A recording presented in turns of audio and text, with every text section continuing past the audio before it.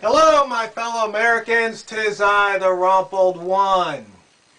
Had a very good prepper meeting over the weekend. The topic was prepping and politics, politics and prepping. Do they mix?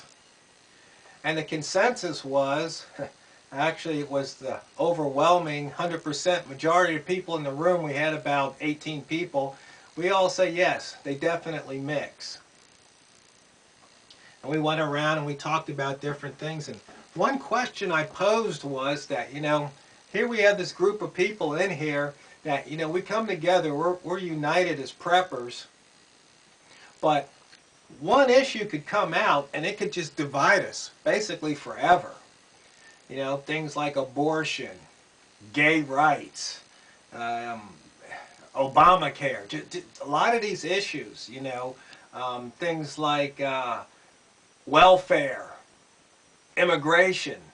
These issues can just cut people and divide them forever. I mean, you might agree on 9 out of 10 things, but that one thing will just separate you, and you don't want to have anything to do with the person. So I posed to the group was, what's the reason for that? One person said it was fear. Because you're afraid, because it challenges things inside you. And I thought that was interesting. And then another person said it was a matter of disrespect because, you've got your opinion, but since you don't respect that other person, it puts up a wall. It burns a bridge. And I thought that was interesting. But I've been pondering on it. And you see, it gets back to what my good friend Father Mike, who's a Catholic priest, told me. He said that when he counsels couples, it's always that one person trying to impose their will, their beliefs on the other person. And you see, that's what it gets back to, once again. These issues that divide. Is that this one person or group, they just want to impose their will on the other person or group. And unless we check that, we're always going to have this division. We're always going to have enemies. I mean, I guess it's part of being maybe self-righteous, having an ego. When somebody goes, abortion, that's murder. You can't do that. No. Somebody else turns to say, well, you know what? It's my body. I'm going to do to it what I want. You can't tell me. So you see, you've got these two opposing forces here. But I guess it gets down to the concept of right. Who's to say? I mean, some things you say it's not right. Stealing. You're not supposed to steal. You're not supposed to take what's not yours. But it's kind of funny, in the jungle, if one cat takes down an antelope and a bigger cat comes along, he steals, the other's kill. That's just the way it is in the jungle. But I guess mankind thought, we should rise up above the animals and be more civilized. But it's not the case at all. For example, taxes. As one person said, it's not really fear, but when you take from me, I've gone out, I've toiled, I've earned, I've worked, and I've got my pile of money, and you come by and you take from my pile, you want to give it to this other person over here and they haven't toiled? Well, that just means I've got to work that much more. And then you look over here at somebody, they're not working at all, and you're taking from me and giving to them? Is that right? And that's what happens. But the problem is that a lot of times we call things problems that aren't really problems. Basically, everything is a result. So, we say we have a problem with obesity. Obesity is not a problem. Obesity is a result. It's a result of an action. In one case, eating, and inaction, not moving your body, exercising. So, obesity is not a problem. It is a result. Results come from actions, and actions come from choices. So you see, obesity results from choices. And the choices come back to the individual.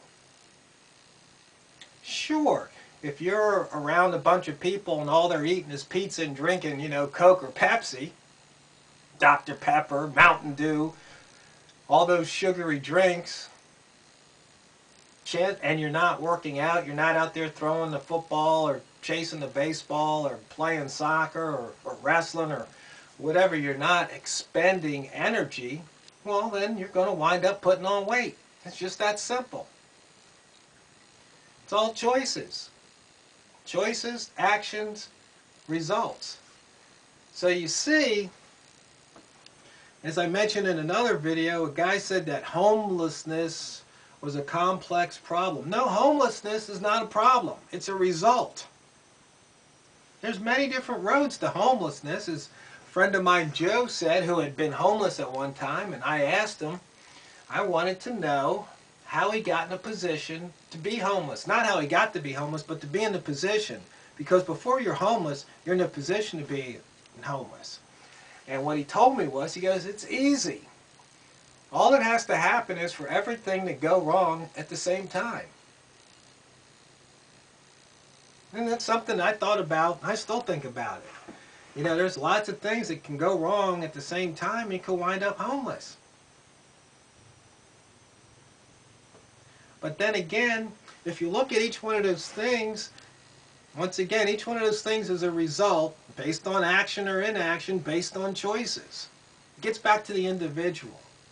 And as we know, in 21st century America, it's not about taking responsibility for yourself. It's about the nanny state, the government providing. Even that cartoon that Obama and his cronies came up with about Julia, how from cradle to grave the government was there to help her every step of the way. It's not the role of government to help us every step of the way. The role of government is to protect our daggone borders and keep peace within the borders so we can do the best we can. So if we choose to go become an artist, we can do that. Or if we decide to build houses, we can be successful doing that. That's what it's about. And hey, you know what? If we're not a great artist, then we starve. If we're not a great builder, we starve. But it's not about the government coming along and giving us grants and handouts and free Obama phones and Obamacare and all the rest of the stuff. That's not what this country was built on. And of course, there are those who want to go back into history, and I can understand it, and talk about, how this country came to be, slavery, slaughtering the Indians. This country was not discovered, it was invaded. I understand all that, and there's a case to be made for it. But, we're here, it's now, let's move forward. I mean, really. Let's move forward. And can we make things better? Oh, yeah. But not by taking from one and giving to another. That just builds in resentment. That doesn't help that person on the receiving end. U.S. Department of Agriculture, Forestry, I guess they don't want you to feed the animals because then the animals will become dependent upon that food and then they can't hunt for themselves. They won't learn how to. They won't learn how to take care of themselves. On the other hand, I guess what is this, Department of Health and Welfare, they're handing out food stamps and stuff to people. And guess what? These people are not learning to be dependent. Or they are learning to be dependent. They're not learning to be independent of the government. They're not learning to stand on their own and do for themselves.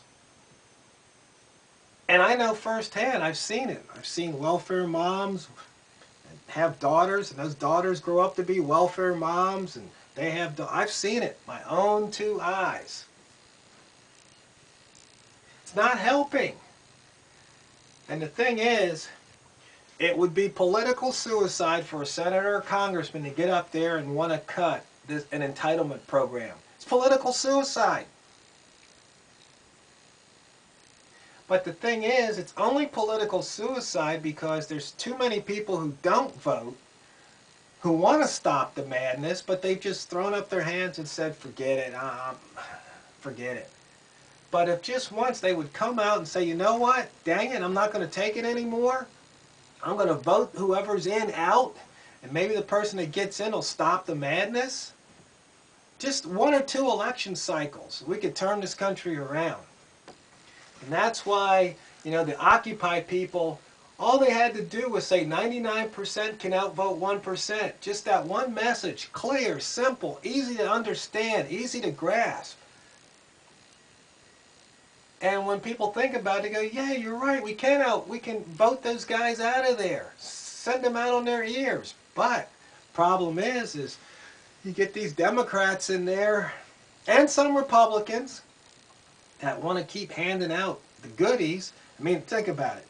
Some guy's giving you a food stamp card and a welfare check and Section 8 housing. Who are you going to vote for? I mean, but the thing is that really the 99%? Problem is that we hit that tipping point in this country. Over 50% are on the dole. They're getting something. And once that shifts, it's going to be really hard to get it to go back the other way. Almost impossible. Not to mention, you know, something as simple as driver's license and voting registration, you don't have to prove you're a citizen. I mean, that is just madness. They're trying to say that it's going to impede people, you know. Hey, anybody alive today, for the most part, has a birth certificate. Back when my grandfather was born, he didn't have one because his father was a slave. And they just recorded the birth in the Bible, in the family Bible. But you see, after that, my father had a birth certificate, my mother had a birth certificate. So that argument is no longer valid as far as I'm concerned. I think there's enough things in this country people can go out and get that ID. So there's no reason why they can't show an ID and a birth certificate when you go to get a driver's license. I know I had to prove I was old enough to drive. So we just got a government that has disengaged itself from common sense, has got involved in the everything is a right.